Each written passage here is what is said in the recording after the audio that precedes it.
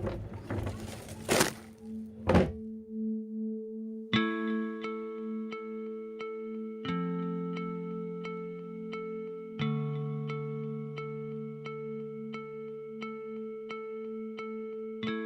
a circular economy, there is no such thing as waste.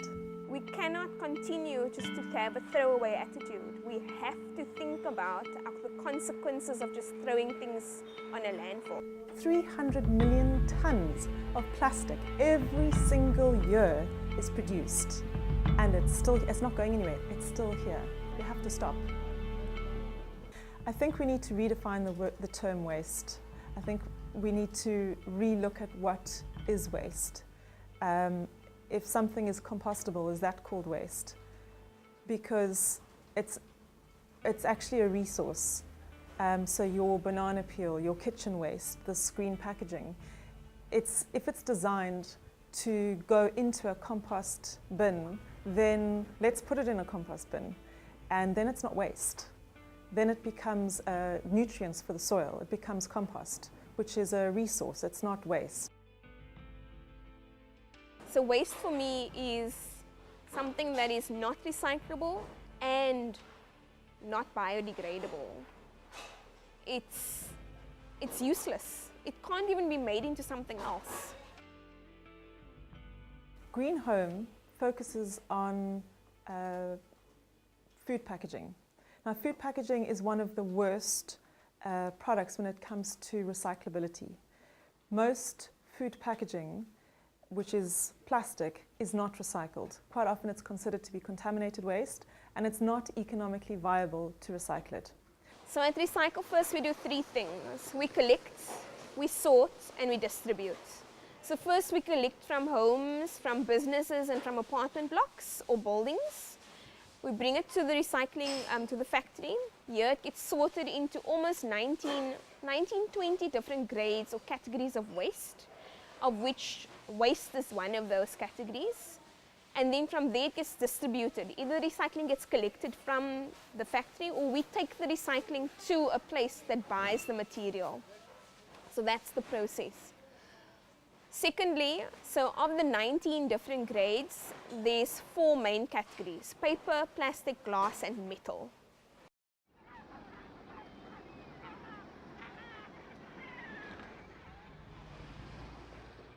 Landfills is a very topical subject at the moment because they're filling up.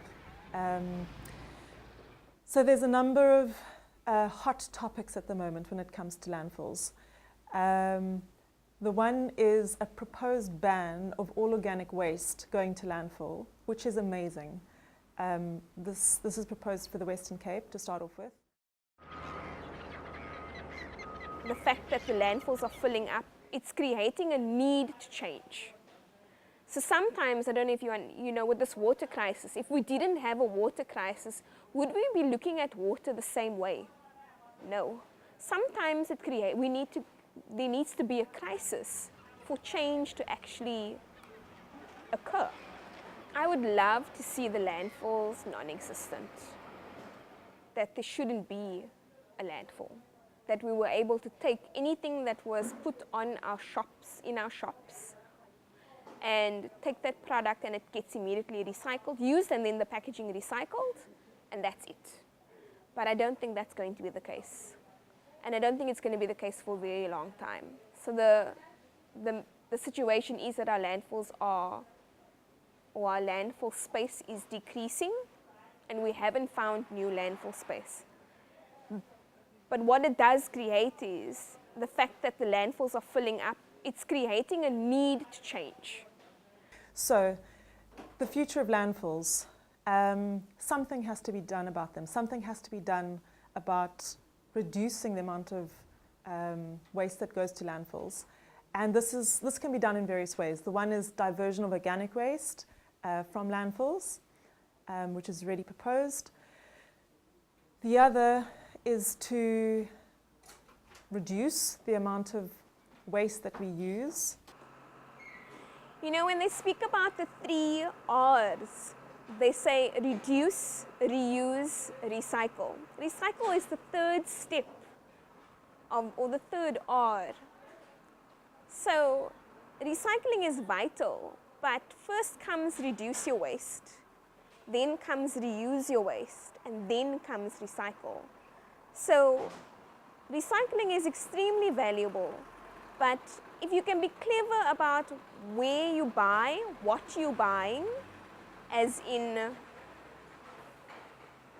buy less, buy items that don't even need to be recycled, don't buy products with too much packaging on it, or if you can't buy products with too much packaging on, use your voice and speak to the people that created that packaging to make sure that they know that what they're doing is negatively impacting the environment.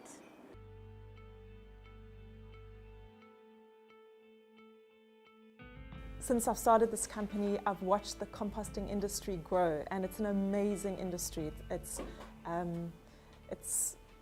people basically starting up businesses based on diversion of green waste, organic waste, into composting environments, which is really fantastic to see. And there's a difference between degradable, biodegradable, and compostable.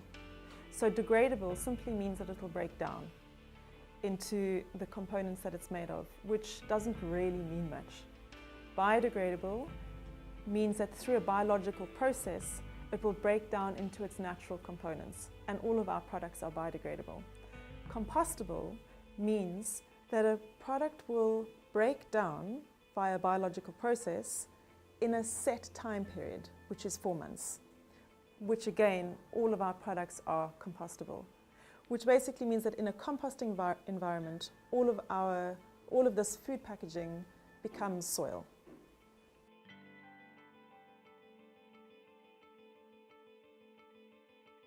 Biodegradable packaging is your next best thing. So I think biodegradable is amazing because it takes something that was from the earth and you're literally putting it back. However, there are certain conditions that our current biodegradable cups, paper plates, or biodegradable plates, cutlery, need to actually be in before they actually degrade. They do take a lot longer than an apple core or a banana peel. But when we create that atmosphere for it to biodegrade, it's beautiful.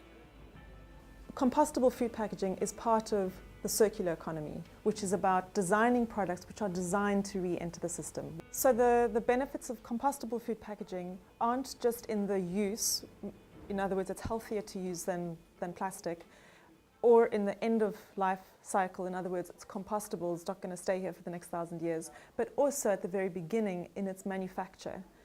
So there's all different types of plant-based food packaging, but generally it is more environmentally friendly in the manufacturing stage as well.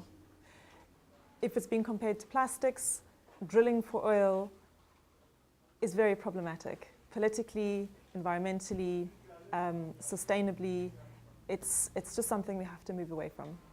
We have to stop.